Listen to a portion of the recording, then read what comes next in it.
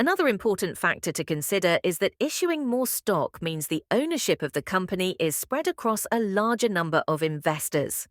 As a result, each shareholder owns a smaller percentage of the company. This dilution of ownership can be particularly concerning for investors who want to maintain a significant stake in the company and see the value of their shares increase over time. In contrast, issuing bonds offers a different approach to raising capital. When a company issues bonds, it is borrowing money from investors with a promise to repay the amount borrowed, along with interest at a later date.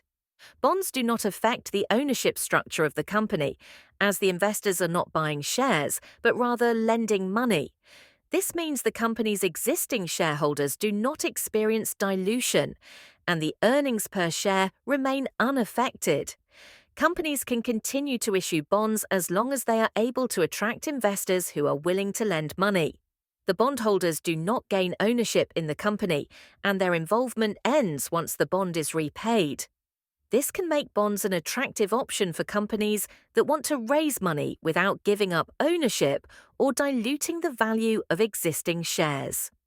In summary, while issuing stock is a popular and effective way for companies to raise capital, it does come with the downside of diluting ownership and potentially reducing earnings per share. Bonds, on the other hand, allow companies to borrow money without affecting ownership, but they require repayment with interest. Deciding between issuing stock or bonds depends on the company's goals, the amount of capital needed, and how much control they want to maintain.